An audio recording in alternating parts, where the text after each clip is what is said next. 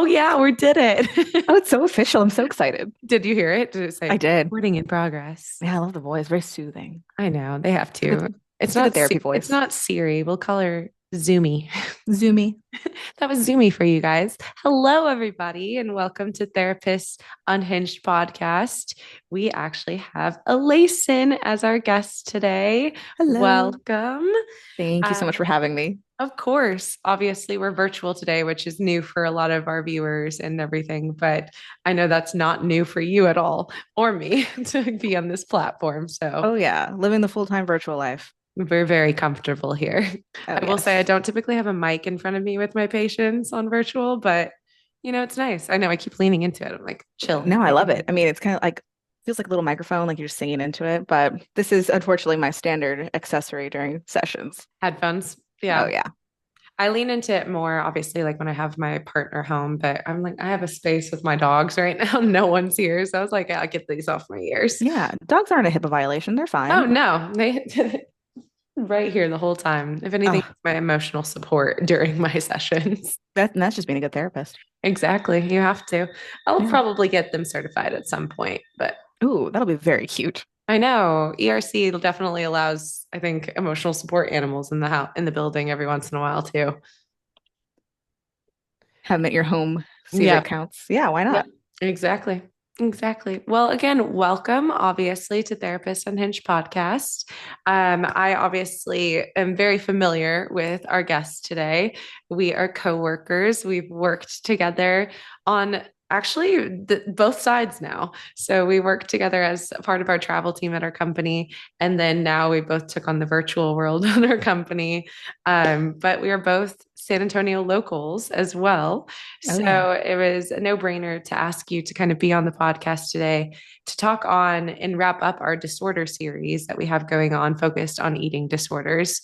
So, Alason, we're going to be talking about recovery and treatment and things that are very familiar for us just in this field. But as someone who's also kind of gone through all different levels of care and seen kind of through different cities, not just in Texas, but outside of Texas as well. Little thing about Alason, I only traveled in Texas. She was traveling on the national team. So different states, different time zones.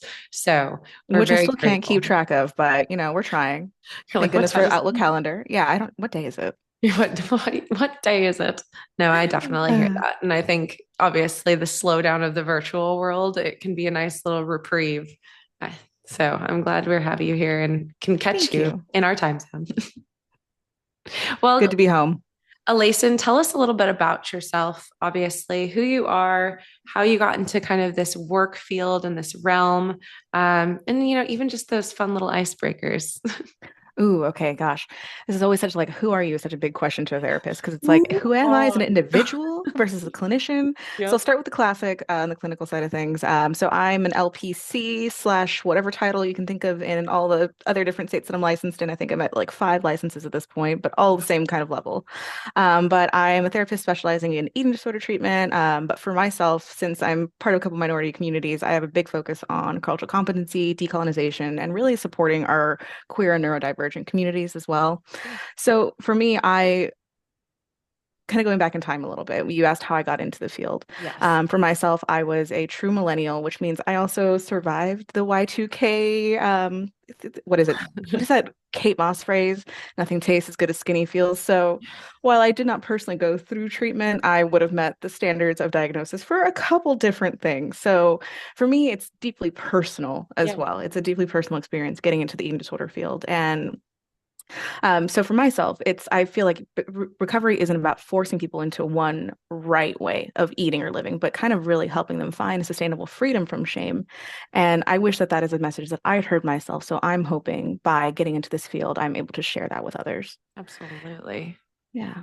And then as for myself, oh gosh, like I mentioned earlier, millennial. So I say awesome way too much. The amount of times I've been corrected by little Gen Z or Gen Alpha telling me like that's super outdated. It's Oh, humbling. It was right up there with the time they told me that Green Day was classic rock. So yeah, oh my humbling. gosh. I've never felt my age in my joints so Now the acutely. boulevard is my broken dreams. God, on holiday. No, but I am, let's see, all the things that I am. I am San Antonio native, born and Yeah. raised. I moved around a lot, have lived in Texas my whole life, but was lucky enough to be part of our travel team. Let's see, I've been a clinician now for, oh my gosh, hitting 5 years pretty soon, but I've been in mental health off and on since I was about 16, and then more as a professional since I was 22. Wow.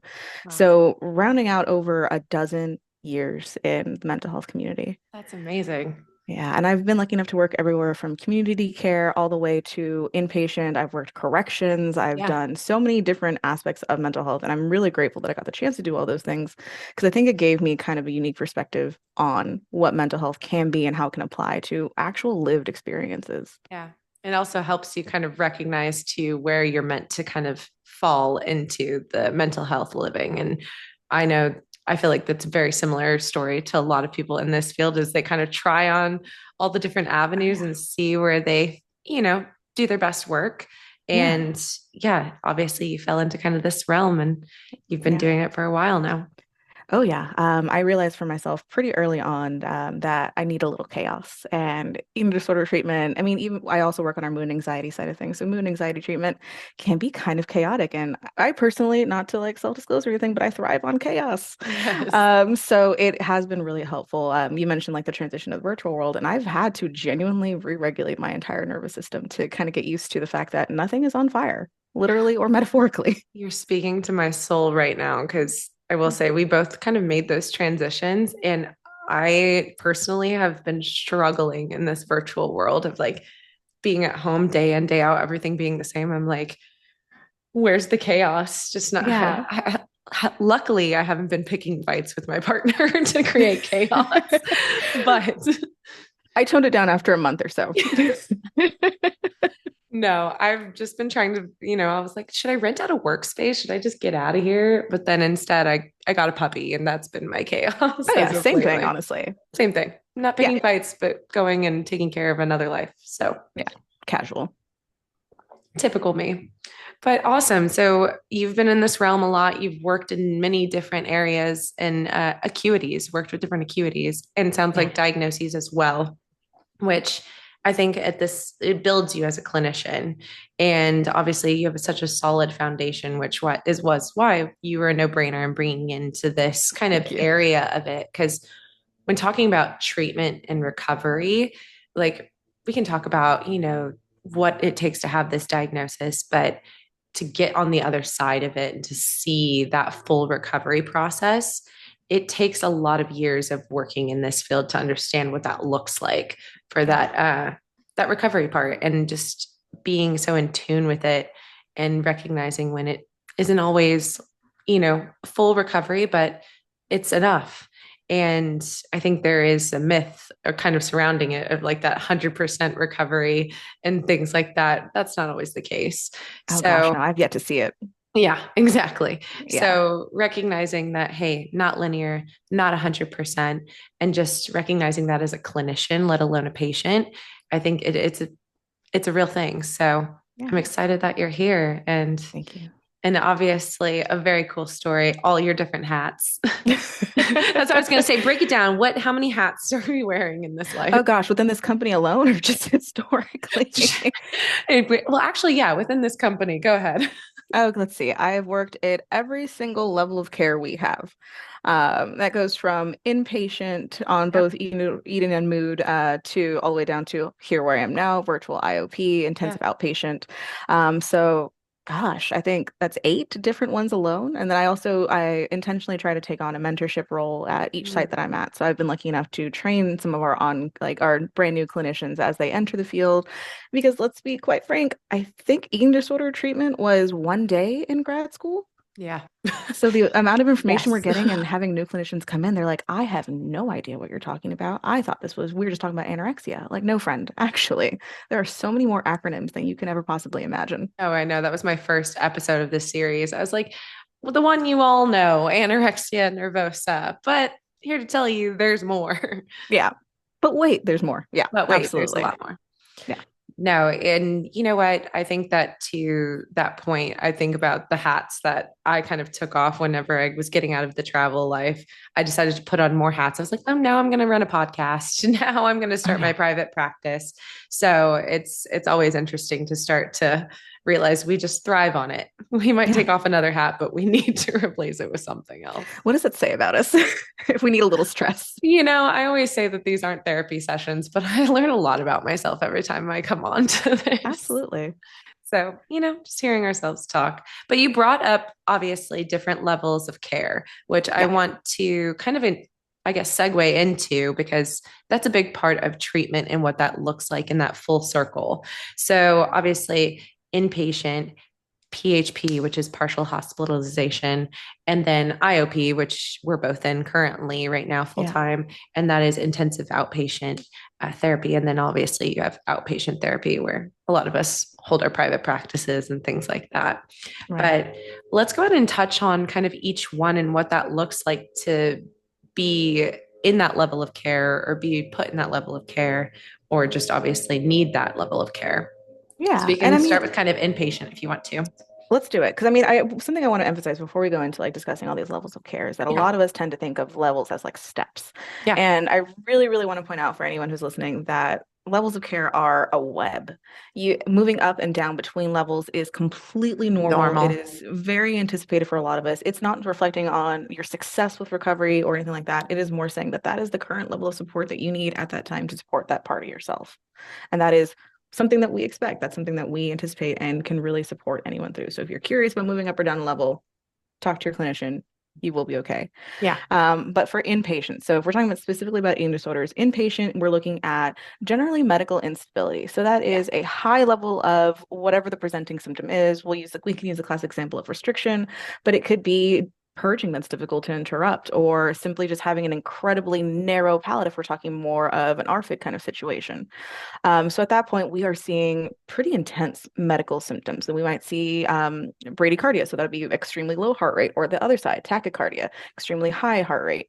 Yeah. We're often seeing things like changes in bone density or wild lab results. So at that point, we're not to be melodramatic, but we're not on death's door per se, but we are at a point where things are medically critical. Yeah. Levels Um, and blood work and things are showing up. Yeah. Yes, and they are red flagging all over the place. So I think Mhm. if we're looking at media, if we're looking at movies that you've seen, that tends to be the one that we see most often, most intensely. I think that's the image that a lot of us have as to what a severe eating disorder looks like. Yeah. So once we kind of move down, then we get into what we call the res level of care. So that is still a high level Level of of, care.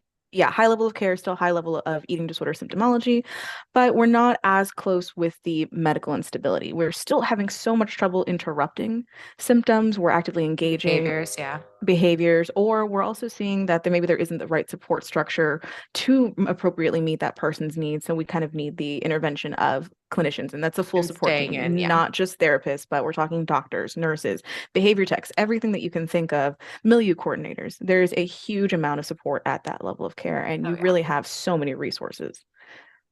And then let's head on down to PHP. So that's actually where I got my start. So partial hospitalization is kind of what it sounds like. It's partial. So you're there a real long time. I'm going to be honest with you. The days are long. We're talking Yes. about like, what is it, 6 to eight like to 10 hours. six? Yeah. Yeah, it's 10 hours, 7 days a week, 3 meals there, plus two snacks. So it's a heavy hitter. It's almost two full-time jobs. And it is really kind of that in between stage between res and IOP. You Yeah. need that level of care. You are needing that level of support. However, when you get home, we are able to kind of ensure your safety. You are Yeah. able to kind of use the resources at your home or whatever space you're in. Sometimes we have apartments to kind of maintain those elements of recovery. For some folks, it's kind of learning these skills for the first time. That's where a lot of folks get their start. For other folks, it's them kind of having moved from that res, kind of getting that stabilization and trying to live their skills out in the real world. And for a lot of us, I think where we were living is where we got sick or reflects some elements of that. So it's also helping us figure out how to apply all these skills in the real world. And I think skills kind of get taught in a vacuum. Swear if someone tells me to do another guided meditation, I'm going to lose my mind. I'm so tired of guided meditations. Oh my gosh. But that's what we get so often. They just kind of, I love when patients are just like, look, can we try literally anything else? This is not working for my home. My house is chaotic. I've got like 6 dogs, 3 siblings. My parents are knocking on my door all the time. There is no chance that that skill is going to work for me. I'm like, you're right, bet. Let's tailor it a little bit. Let's customize. Yes. Yes. Yeah. And then we head on over to, I guess I'll combine IOP and BIOP because like there's Yeah. some elements that cross over. So that stands for Very similar. intensive outpatient. So things are still pretty intense, but we're able to keep ourselves safe at home at night. We're able to kind of still participate in our daily lives, or we're testing out the waters to see if we still can. Yeah. So occasionally IOP will be a tester and we're kind of saying like, hey, maybe I do need a little bit more support. Again, very normal, very okay. Yeah. What you're experiencing is tough, and it would make sense that sometimes we need more support than we think. Yeah. Yeah, so IOP, we are 100% focused on making sure those skills work within your life. For some folks, like we're here in the virtual world, we're trying to see it where you don't have to commute in. Texas is a really big state. So for some of us, if you're in Lubbock, there is no chance you are making it daily down to our site, say in Plano. Yeah. That would be unrealistic. So I love virtual because it's about accessibility Yeah. and still getting to apply those skills and meeting our patients where And they're it's at. with those ones, it's only like one meal. So in virtual, you're Yeah. having that meal on camera or you're going in for dinner. Yeah. I think it's only dinner, I think, across at least our platform. So you're coming in for that one meal, completing that one meal, and then going through a few groups. So Yeah. yeah. But I will Yeah. say I think this one or with two of our sites have lunch, but like never breakfast. yeah, it's never breakfast. I will say Yeah. this too with IOP and BIOP. I will always say that sometimes it's that last step, or sometimes it's the first kind of step in and acknowledging the struggle. So it's always an interesting one to kind of be in because there's some people who are like, this is all I can, take on a lot of the times. So a lot of the clinicians in there are seeing obviously sometimes people who need that higher level of care, or Yeah. you're noticing like, hey, I've seen people go through their process and are kind of reintegrating back into their routine like you said from Yeah. that step down, but like you mentioned, it is a web, so sometimes there are lines crossing, some people coming in from this way up because some people coming from this way down. it's Yeah. a it's an interesting thing to see. So It really is. I think an IOP is a lot of times where we catch our folks who maybe went through in the entire recovery process, were living a recovered life for as long as they could, and then, life happened. Things are hard. It's 2025. Things are not getting cheaper. no. Stress is where it's at. And for some folks, they may need to come in. Some folks will refer to it as a tune-up.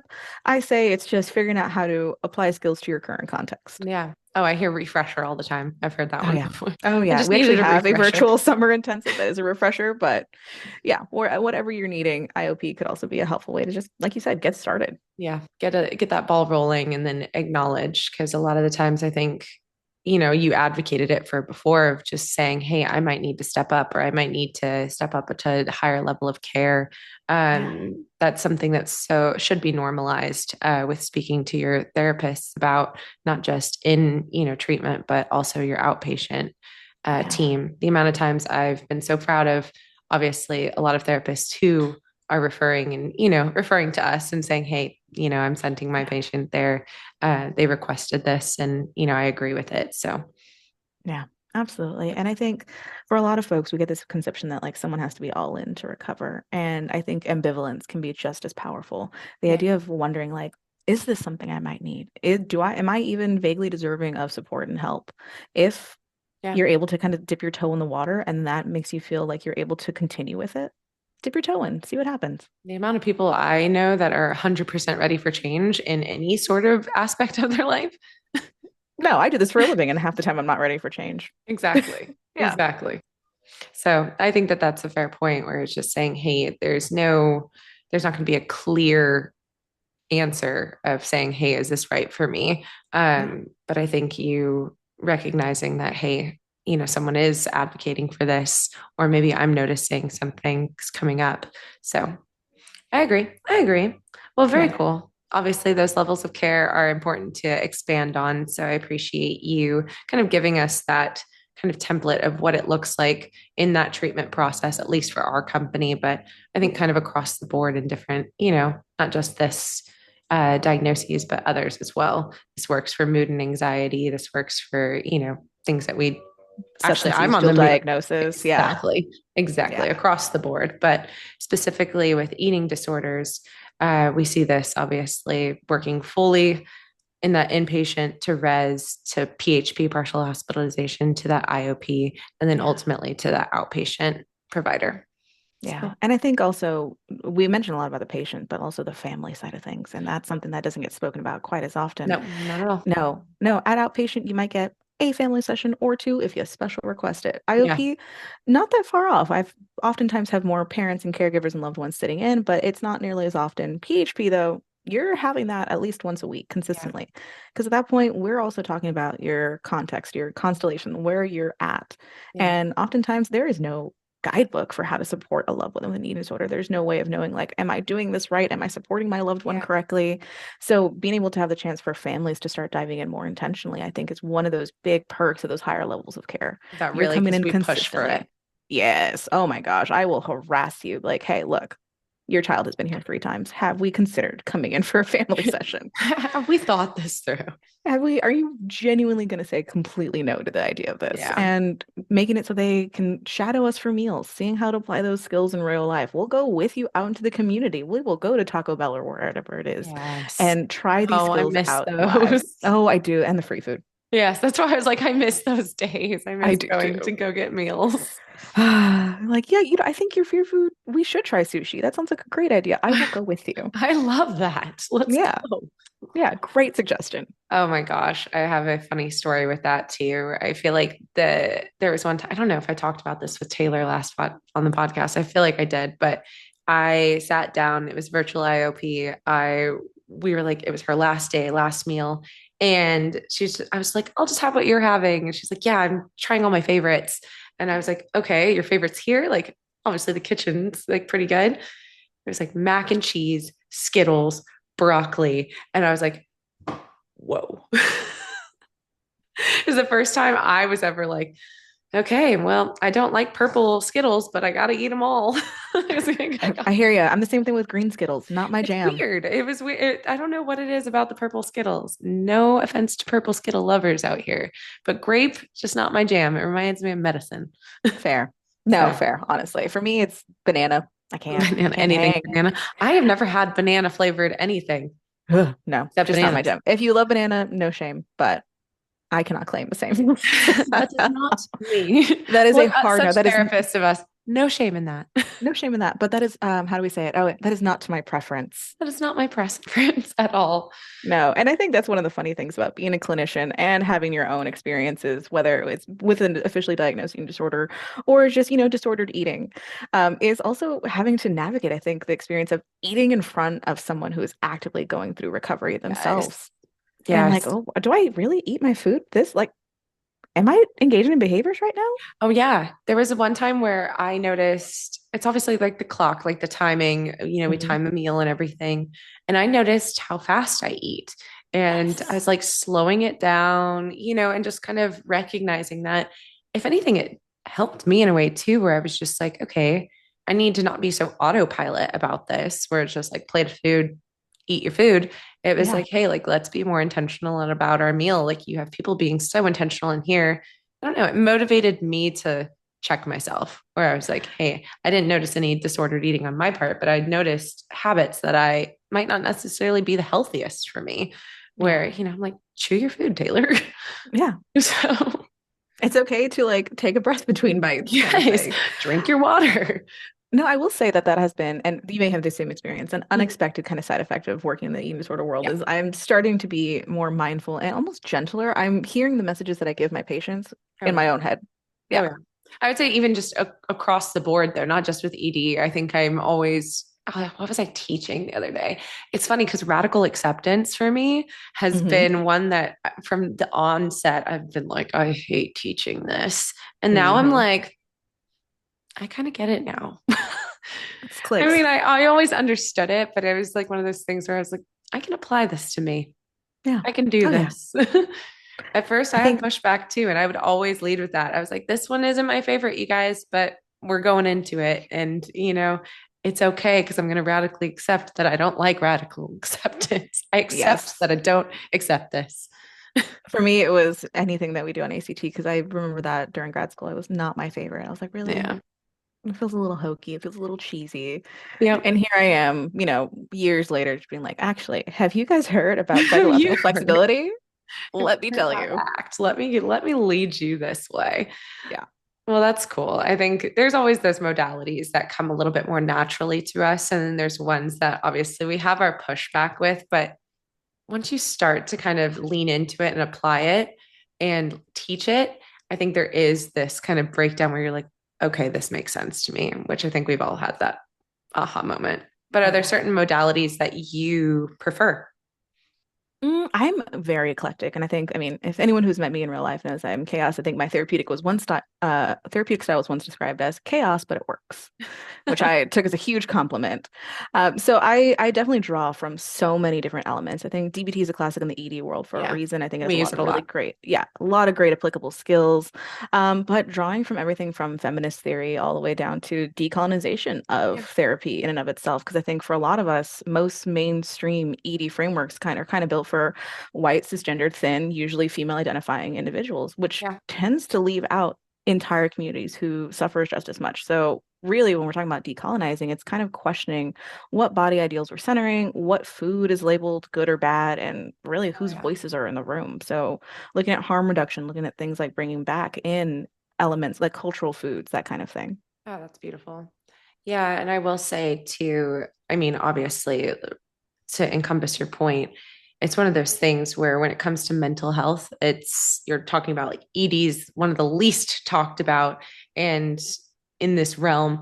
And then you're expanding of saying like, hey, there's groups that aren't getting the care or representation that's needed with this. But it's obviously something that's so much bigger. But I love that you're like, obviously, we can talk about that in the mental health field in general, Yeah. but just to be able to narrow in and say, hey, with eating disorders, there's misrepresentation in this area. And I'm wanting to kind of conquer that in these spaces because there's something about like taking like that bigger topic.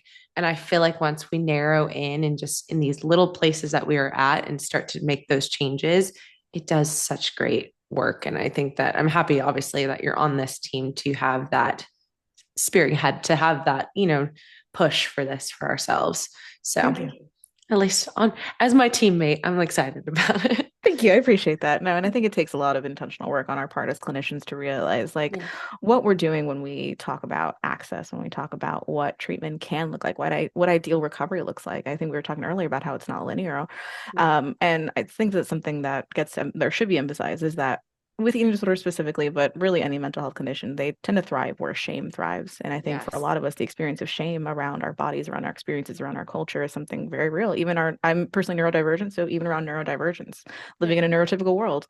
So when we challenge shame, especially around culture, around food, neurodivergent needs, whatever it is, we take power back from the disorder. Yeah.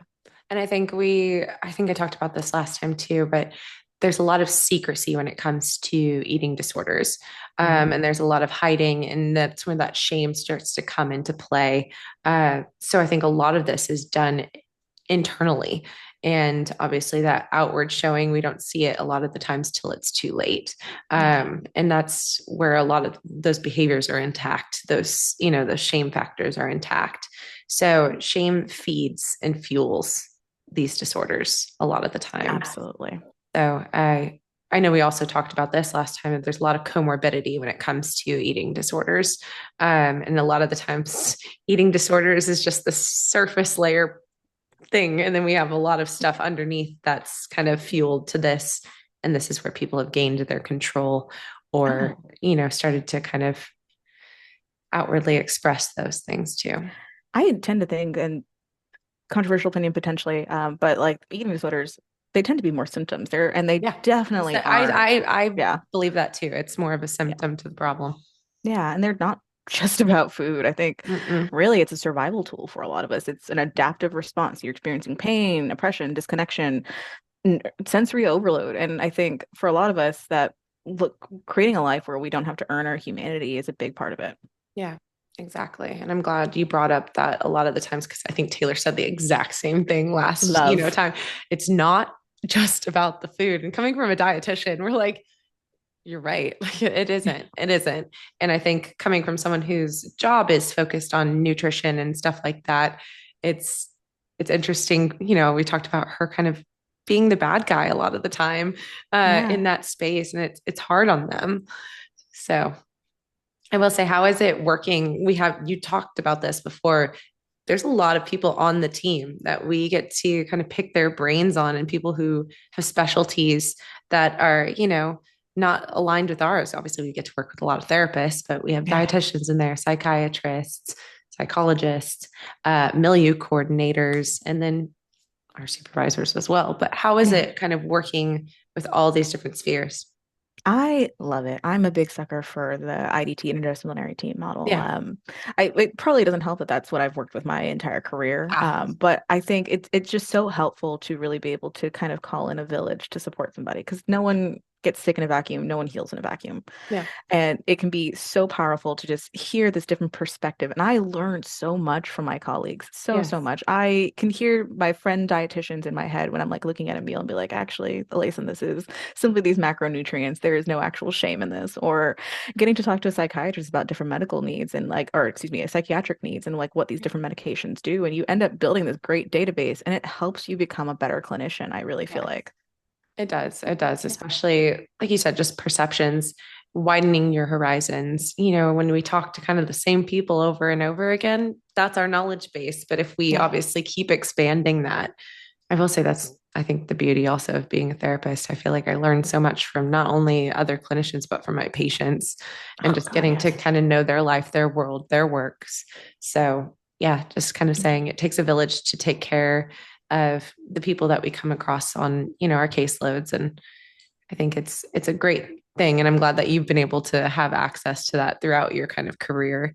Yeah. So, And I think you mentioned learning from our patients. So if any of my patients are listening, and I told you that I stole a quote from you and I'm sharing it in a HIPAA compliant way, I probably still am.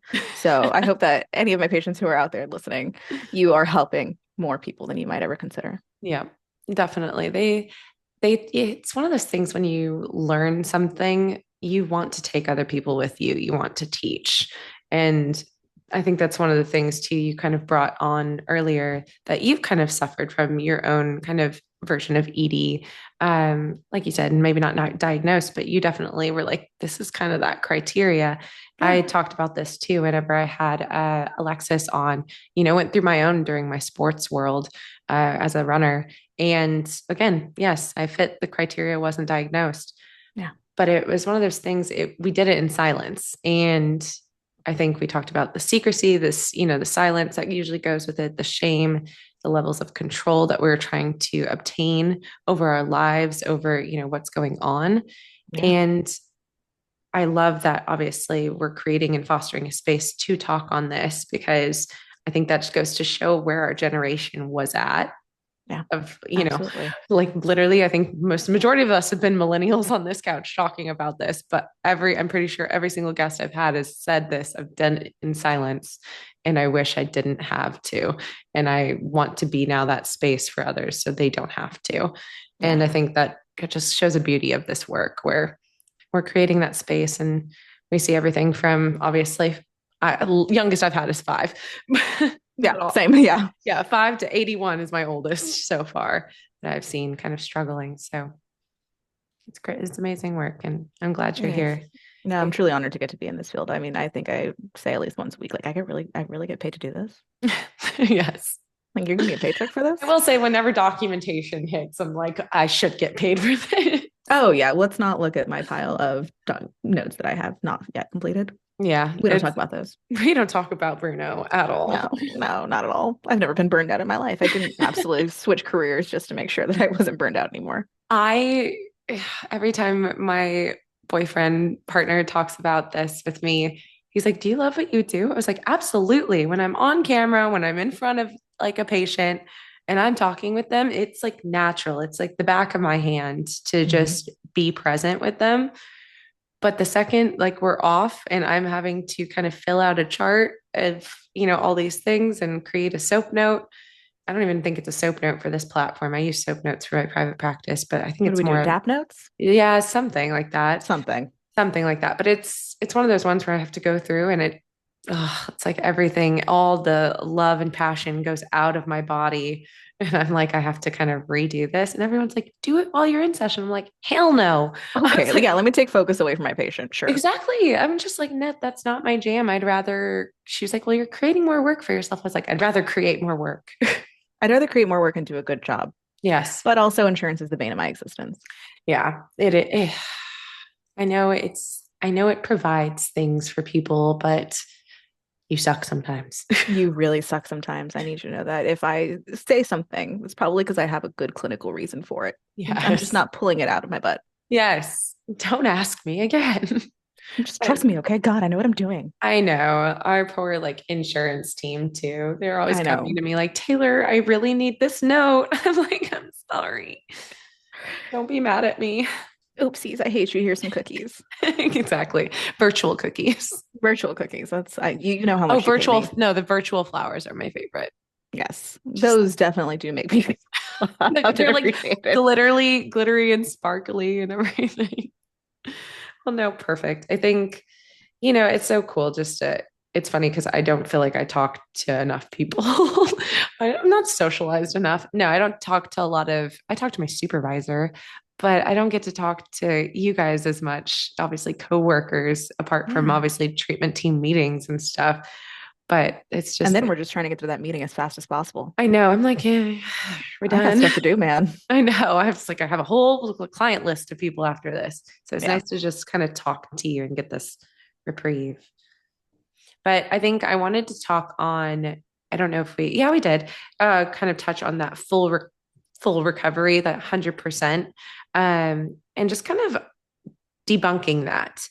Yeah. So obviously, like say we have a patient who's moved through treatment, or started kind of treatment and started to kind of walk through those stages. What does that look like when someone is wrapping up intensive outpatient after being inpatient all the way through? Or maybe also, as along with that, we can say, what does it look like for a patient to kind of take those next steps in between those levels of care? Ah, God, I'm gonna give the most therapist answer. Then it all looks different. But because it truly does. It really Yes. truly does. Each family, each support structure is different looking. So that means that our patient's experience is going to be different. I think ideally, when we're leaving IOP, the family has attended skill sets. And Yes. by family, I want to clarify that I mean not just family assigned to birth, but like chosen family as well. You have Yeah. people The you choose to be in household. your life. Yeah. Yeah, the household, your friends, your, soul sibling, like whatever that is. That's what I mean by Your family. identified supports. Yeah. Yeah, your identified supports. And ideally at that point, the identified supports have a solid understanding of what support looks like, have a good psychoeducation foundation, and really are aware of like, okay, this is something that I need to be concerned with. This is something I don't. We have a plan that says like, hey, recovery is going well. Hey, this is what a lapse can look like. This is what a relapse can look like, and this is what a collapse can look like. Yes. So they have as much information, they're empowered with as much as possible. And our patient has had time to really practice those skills in the settings in which they struggle. So for our adolescents, it tends to be the school lunchroom. Yeah. So trying to make sure that they have done a few meals on campus, that we've spoken to teachers, that we've set up accommodations. For our adults, it could be maybe you needed to find a new job, and we've helped you with that process. Yeah. Transition. Because for a lot of us, yeah, stress at work, it can be an incredibly powerful trigger for a lot of us, and helping folks transition safely can be important. For others, it's how do I meet my needs in my current like situation? In which case, yes, we're having you do half days at work. We're having you go in there and really getting to try these out live and in the moment. And if, I don't know, let me make up a name. If Susan from HR is a really big source of stress, we are helping you set boundaries. We are trying it IRL. So ideally, that's what we're hoping for at that kind of transition out. And then what was the other question you asked? Because the ADHD is strong today. No, no, you're fine. I think, like you said, those were good, like kind of transitional pieces. And these are all hypotheticals, but it is Yeah. just saying, hey, it isn't one size fits all with this recovery portion. And I think when it comes to taking those next steps, it is going to take, hey, we've put into practice, we've identified things that are, were our Hmm. struggles, were our barriers before, and we've been able to apply skills to them to kind of move through things more effectively. I think that there is kind of these signs that show that someone is ready for that next step that maybe we can expand a little bit into also. Because I think you hit it beautifully where it's saying, hey, the transition, it's not always, looks a certain way, but it is saying we've applied skills. We've Yeah. challenged something that was a challenge for us before, and we've started to reintegrate back into our routines. And that's a little bit at a time for those stages of between inpatient to PHP and then PHP to IOP, where it's like, hey, reintegrating back into work, reintegrating back into the home. So Yeah. I think that those all kind of play a part with that. But I think we can lean into the what does it look like, kind of more so that recovery piece, or someone is kind of more leaned into. I will say you see a lot of willingness, you see Hmm. a lot of flexibility, I think is another kind of one that shows up for us. I think one of the best things I see too is when someone's like, I'm not sure I'm ready. I'm like, yes, you are. And that is readiness. And that is readiness. This, Yeah. That's honest readiness. yes, that's honest readiness. I think that was the one of the biggest things I always see is if someone's just like, are you sure? Like, are we sure? Like, I'm good. Like, I can't tell. Like, and I'm like, yeah, the fact that you're asking those questions and you're asking, what does it look like is showing me that you're wanting to make sure, and wanting That this is to, something precious to you that you're trying to protect. yes, that hard work that you've done. And I think that that's one of the things that I see that is kind of showing me that, okay, you've had your aha here. And I think the wanting to maintain the work, is that also that next step I want in this IOP world, especially because the next step is outpatient and you're back Yeah. into your routine. And I feel like that's such an important element as well, is that like I think for a lot of us when we say recovery, that Yeah. means the ED voice is gone. Oh, no. That you're suddenly without the thoughts, that you can look at your fear food and feel nothing. Yeah. And quite frankly, that's not realistic. Yeah. At all. If you were exiting from our level of care, IOP, you were still at an intensive level of care, which means those thoughts were still likely relatively loud. Yeah. So I think when we're talking about recovery, it's what capacity do I have to start challenging it? What awareness do I have of these thoughts? Am I able to separate this idea of those thoughts from my identity? And I think that can be a really, really important tool. If the thoughts don't feel right for you, if you're hearing the ED thoughts and they're telling you to engage in a behavior and you're just like, I don't really want to. Yeah. I might still, but like I don't want to. Yeah. That is a really great sign of recovery as well. Good step to be in. Yeah. Yeah. I think I like what you said though, where it's saying, hey, these thoughts and these urges don't necessarily go away. I mean, it's one of those things I think it can correlate to a lot of disorders and a lot of Yeah. trauma, a lot of things that we've gone through. Your past doesn't just disappear. Nope. And these behaviors that we've, gone through and these things and these diagnoses that we've, overcome, that's something that because we've overcome them doesn't mean that it wasn't a part of your story. And that's how I always like to phrase it too, is saying this is a part of your story now. And you've built resiliency, you've built skill sets to move through this. Now those thoughts and those urges might come up, but now how you're moving through them is more effectively, and they're not controlling your behaviors anymore. Exactly. And you're able to resiliently move through those and Yeah. effectively move through those. And I think that that's one of those ones where I'm like, that's what it's going to look like and that's what it's going to feel like. And every day will be a little bit easier. And like you said, there'll be days where there's two steps forward, one step back. And that is recovery at the end of the day. Yeah. And I think to a reminder, like these are deeply entrenched neural pathways. Yeah. You fought for your life and you survived. And survival is by any means necessary. The brain's number one purpose beyond anything else. It's not like learning new languages, it's not finding love, it's survival. And that's what a lot of these things are. And you survived. And I think the number one question I get is when is my loved one, or when am I not going to have an eating disorder anymore? Or when is it going to be like I didn't ever have one? And I hate to say the hard truth, but that doesn't happen. You will When do never I go not have back had to it. normal? I'm like, When do I go back to normal? Oh gosh.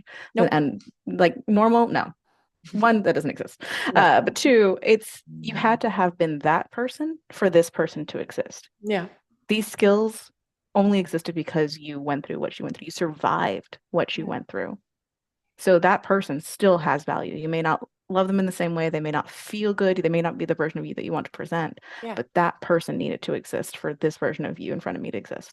Yeah, exactly. And I think it's one of those acceptance of Mhm. this was a part of your story now. And I think you denying yourself that doesn't allow you to fully move past what you're going through. And I think that's with everything.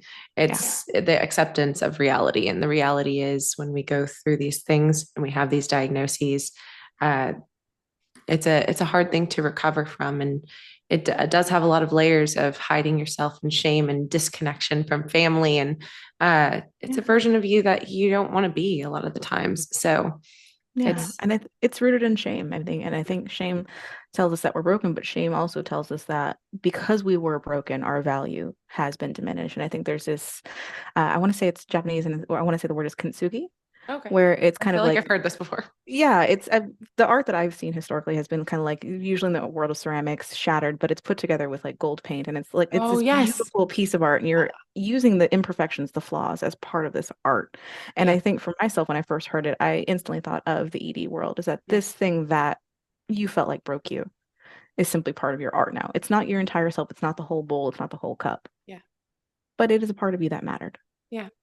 Paint it gold. Paint it gold. Paint it gold, baby. Yeah. I mean, not to like hype ourselves up, but I feel like that's one of the things that we did. We leaned into saying, like, hey, this was a part of my story and I know it pretty well. Like, I Yeah. know who I am and how I want to be and showing up for others. I know that at least I can speak for myself. Whereas, like, that's where my kind of mantra is be who you needed when you were younger. Ah, And yes. I always talk about like, it's not about a savior complex, but it is about like, I just want to create a space for that where it's saying, hey, someone can talk through some things Yeah. and understand themselves a little bit better and not allow the shame to build. Because I think or not allow the shame and the guilt and the uncertainty. Because I feel like there was a lot of confusion, I know internally for myself, and that I see a lot in others as well whenever they're going through this, because they feel like this is what they should be doing. So, Yeah, and I think I'm grateful. I never thought I'd say that, but that I am grateful for the experiences that I went through, yeah. figuring out, my own love for my own body and my own lived experience. And I always hate the phrase "everything happens for a reason." I personally think that's a crock. But what I do believe is that every problem finds its place, Yeah. and I feel like that problem is still finding its place because I'm not going to say that I'm ever anything but a work in progress, but I feel like that experience made it so that I could support and help others. Am I perfect? Absolutely not. Yeah. But I needed to be that to be this. Yeah. Exactly. To get where you're going Yeah. along the way. No, I agree. I think, of course, I always talk about platitudes like mind over matter. Everything happens for a reason. I always tell people, I was like, no toxic positivity here. Mm-mm, nope. We are real. We are brutal. Hope Yep. is not, sunshine and daisies. Hope is getting up bloody and battered and doing Yep. it again. Yep. Exactly. Well, I will say this. I know that we've talked on a lot of the topics that we planned today, but what do you feel like is we'll end on a lighter note, but I wanted to Okay. kind of talk on this for you is what do you feel like is the hardest thing about being a therapist, let alone an eating disorder therapist? So many different soapboxes I could jump on, Yeah. if I'm being completely honest, because it is hard. It's hard work. But I think if we're talking when it comes to accessibility, I think is one of my big passions and being a clinician and looking at accessibility in the real world. And I think inequality really exists both within and outside of recovery spaces. And while we as clinicians may emphasize things like hitting your meal plan goals, the gritty truth is like, honestly, those plans can be exclusionary too. Not everyone has access to, I won't use brand names so we don't get censored, nutritional shakes Yeah. or even vegetables. Systemic poverty, food deserts are a real lived experience and we have to meet the patient within their context. I And where think, they're at. Yeah. yeah, I can't expect you to focus on self-actualization and go in depth if you're not in a place where your most foundational human needs are being met. Yeah. Maslow's hierarchy of needs still applies. And also diet I'm culture, gonna pop one up here in the do it, middle. please do. Honestly, I still use that bad boy like on the Yep. daily. And diet culture is profitable. We are essentially challenging someone's profits. Entire industries are built on us feeling unworthy. And while eating disorders are deadly, recovery spaces can also sometimes mimic the same oppressive standards. Yes. And we can't heal by becoming smaller to please others. Yeah. And we can't set ourselves on fire to keep other people warm, but we also have to be honest about what recovery in this day and age looks like. Yeah. And I think getting into these spaces and recognizing that, hey, what is our goal? Like it, I will say, as someone who's a part of the corporation, it can get a little, the goal can be convoluted, but Yeah. it just makes me happy to know that you're in this space and advocating for things like this. And I will say, to the point of diet culture, it may not look like, I want to say it, Jenny Craig. It may not look like Jenny Craig, but Yeah.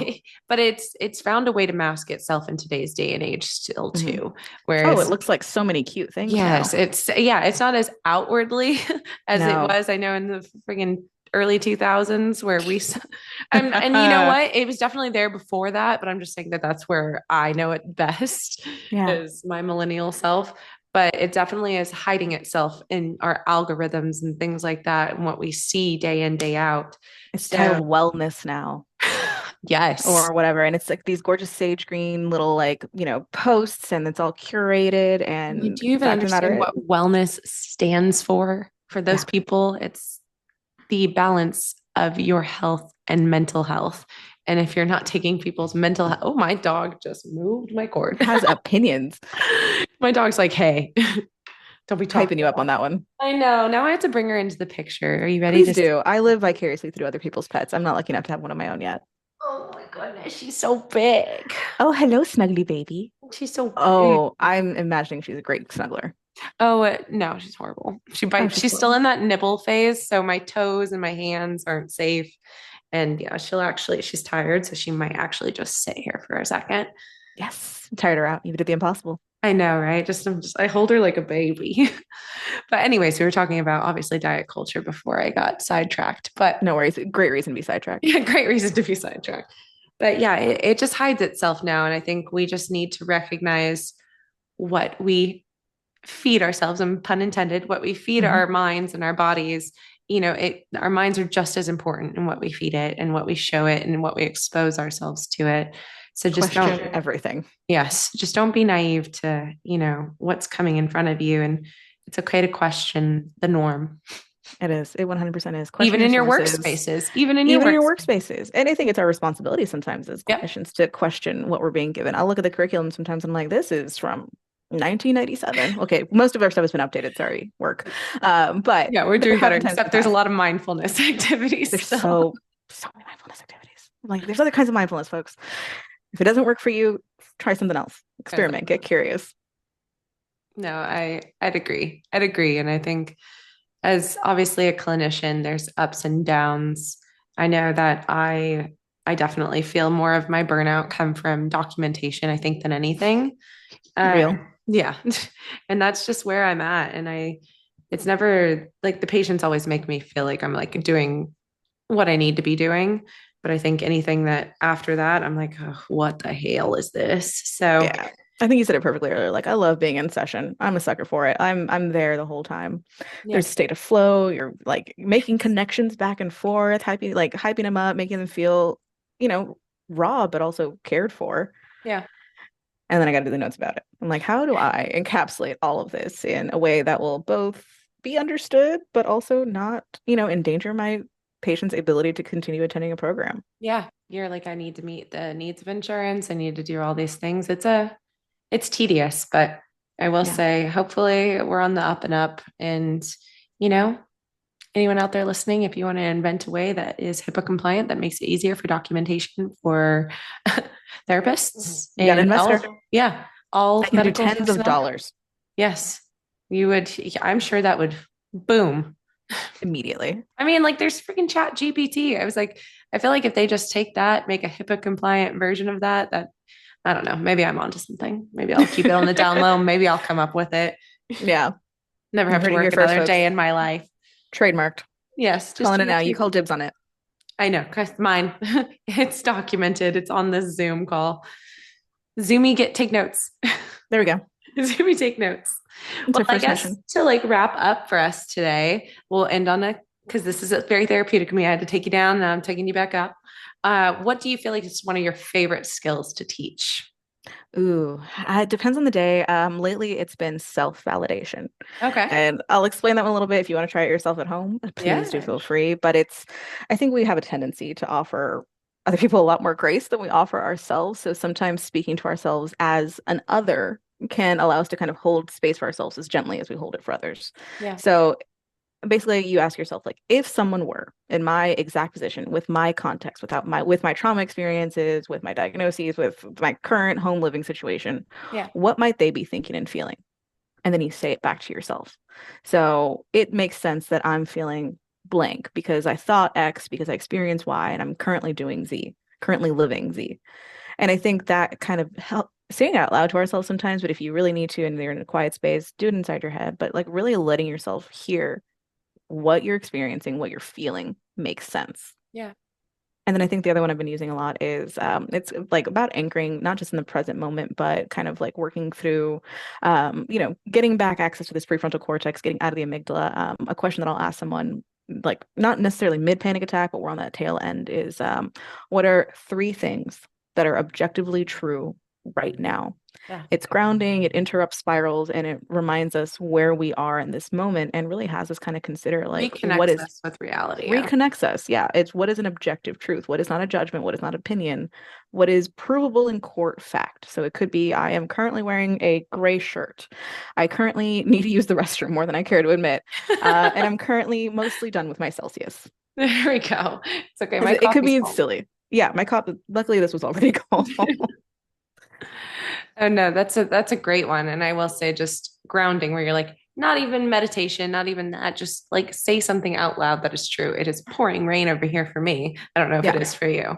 not yet, but I'm hoping so because my I hope it zinnias are, doesn't, just because that's not going to help the pee urges. yeah. But just to wrap us up, just so you can go to the bathroom too, but we were already on that headway. Any kind of last like kind of tidbits? Like I know that obviously your therapist journey has kind of evolved beautifully and you've been in kind of a beautiful space, but where do you feel like you're kind of heading towards next stages? And obviously go ahead and plug in any, socials or your own private practice or anything like Yeah. that too. So now I haven't started my own private practice yet, so I won't plug that. I'll plug a few Yeah. other things. If you're on Instagram, I really enjoy using, what is it? Fed Up and Not Go Not Positivity Pride.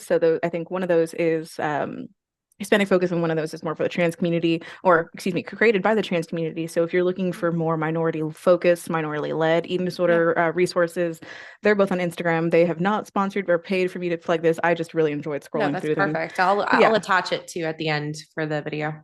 Awesome. And then Trans Folks Fighting Eating Disorders is a really great program. Here in SA, we're looking at things like Pride Center, San Antonio. So great one for especially for my queer folks Yes, I here in love San that too. Antonio. Great affirming care. Um, and I think as far as next step go, I'm actually looking at hopefully starting my doctoral program in the next year or two, and really getting to focus on, funnily enough, applying eating disorder interventions. So it's going to be a PsyD, applying eating disorder interventions to minority populations, specifically neurodivergent, since that's something that's I've been working on a lot, Yeah, but really kind of tailoring it though to suit a wide range of our minority needs. Just kind yeah, of really, how do I not just what's the theory behind it, but how do I do it in person? yes. Yeah. And then if you haven't read, let's see, The Body is Not an Apology by Sonia Renee Taylor. Really great book, really great resource. No, I don't right here. And yeah, no worries. Buy it if you want. Use thrift books or something. Don't play full price. Don't give Jeff Bezos more money. And a reminder, failure is a skill, not a state. Fuck up as often as you can. Learn Yes. something from it. Have a little fun with it. Sorry if I needed to be bleeped out for that No, one. yeah, I was like, she knew how unhinged we get on here. I was like, I cursed like a sailor. I've been trying to oh hold my it in this whole gosh, I time. know. It's so therapeutic. And I tell people so many times, I was like, you can't curse in group, but you can curse in my sessions as much as you want. I was Oh, like, my rule let is it you out. can't curse at each other, but curse away. Yes, I was It's a like, pain reliever. it really is. It really is. So Great fucking work today, Alason. Thanks. I really fucking appreciate it. I really appreciate you being on here and obviously just giving me your time on a Friday of all things too. It's the So freaking weekend. That's those 4-day work weeks. yeah, I know, Clinicians right? advocate for those if you can. I know, definitely. Advocate for your needs. It's okay. Yes, set I a will say boundary. this too. We do not need to wait till podcasts and treatment team meetings to talk because Please. I missed you too much. I miss your face. I miss your energy. And please be around more because I will also go weird and crazy just being inside my house by myself all the time. Okay, perfect. So we're both on the same boat. Yeah. Well, Oh, yeah. I'm I going full hermit. well, hopefully it doesn't rain for you over there. I will let you go and get on to your festivities. Go to your potty break. Thank you. Keep kicking ass. And thank you for having me on. Bye. Bye.